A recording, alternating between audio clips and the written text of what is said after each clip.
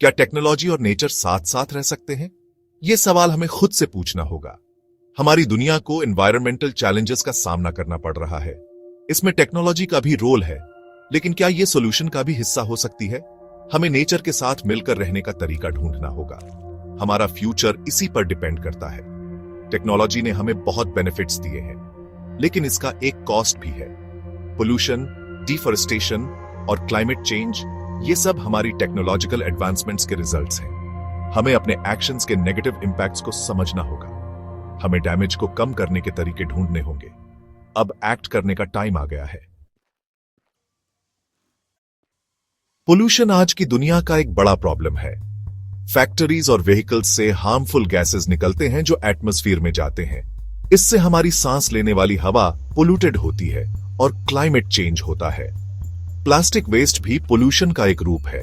ये हमारे ओशंस में जाकर मरीन लाइफ को नुकसान पहुंचाता है। हमें फॉसिल फ्यूल्स पर डिपेंड कम करना होगा और सस्टेनेबल अल्टरनेटिव्स ढूंढने होंगे। डिफॉरेस्टेशन भी एक सीरियस इश्यू है। हम बहुत तेजी से फॉरेस्ट्स काट रहे हैं। फॉरेस्ट में बहुत सारे प्लांट्स और एनिमल्स रहते हैं। क्लाइमेट को रेगुलेट करने में भी फॉरेस्ट का बहुत बड़ा रोल है। जब फॉरेस्ट्स खत्म होते हैं तो नेचर का बैलेंस बिगड़ जाता है। हमें अपने फॉरेस्ट्स को प्रोटेक्ट करना होगा और रिफॉरेस्टेशन एफर्ट्स को बढ़ावा देना होगा। क्लाइमेट चेंज हमारे टाइम का सबसे बड़ा चैलेंज है। एटमॉस्फेयर में ग्रीन हाउस गैसेस बढ़ने से अर्थ का टेम्परेचर बढ़ रहा है। इससे फ्लड्स, ड्राउट्स और हीट वेव्स जैसे एक्सट्रीम वेदर इवेंट्स हो रहे हैं। क्लाइमेट चेंज से ह्यूमन हेल्थ और वेल बीइंग को भी खतरा है। हमें लो कार्बन इकोनॉमी की तरफ शिफ्ट करना होगा और अपना कार्बन फुटप्रिंट कम करना होगा। एनवायरमेंटल कंजर्वेशन के लिए टेक्नोलॉजी एक पावरफुल टूल हो सकती है। सोलर और विंड पावर जैसे renewable energy sources fossil fuels के क्लीन और सस्टेनेबल ऑल्टरनेटिव्स हैं।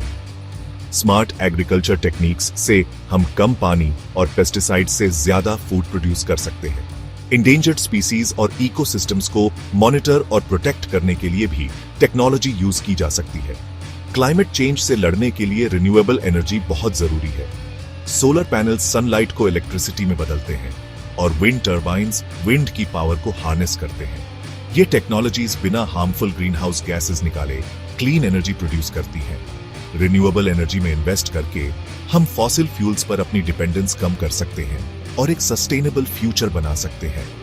स्मार्ट एग्रीकल्चर फार्मिंग प्रैक्टिसेस को बेहतर बनाने के लिए टेक्नोलॉजी का यूज करती है। Sensor soil conditions, water levels और क्रॉप हेल्थ को रियल टाइम में मॉनिटर कर सकते हैं। इस डेटा से फार्मर्स इरिगेशन, फर्टिलाइजेशन और पेस्ट कंट्रोल के बारे में सही डिसीजंस ले सकते हैं। रिसोर्सेज को एफिशिएंटली यूज करके हम एग्रीकल्चर के एनवायरमेंटल इंपैक्ट को कम कर सकते हैं। कंजर्वेशन एफर्ट्स में टेक्नोलॉजी का बहुत इंपॉर्टेंट रोल है। कैमरास वाले ड्रोन्स वाइल्ड लाइफ पॉपुलेशंस को मॉनिटर कर सकते हैं और इंडेंजर्ड स्पीसीज के मूवमेंट्स को ट्रैक कर सकते हैं। साइंटिस्ट जीपीएस कॉलर्स यूज करके एनिमल बिहेवियर और माइग्रेशन पैटर्न स्टडी कर सकते हैं। इस इंफॉर्मेशन से हमें बायोडायवर्सिटी को समझने और प्रोटेक्ट करने में मदद मिलती है। येलोस्टोन नेशनल पार्क में वुल्व्स की वापसी की कहानी टेक्नोलॉजी और नेचर के बीच बैलेंस बनाने की पावर को दिखाती है। लगभग एक्सटिंक्ट होने के बाद 1990s में वुल्व्स को पार्क में वापस लाया गया। साइंटिस्ट्स ने वुल्व्स के मूवमेंट्स को ट्रैक करने और इकोसिस्टम पर उनके इंपैक्ट को मॉनिटर करने के लिए जीपीएस कॉलर्स यूज किए। वुल्व्स की वापसी का येलोस्टोन पर बहुत गहरा इफेक्ट पड़ा।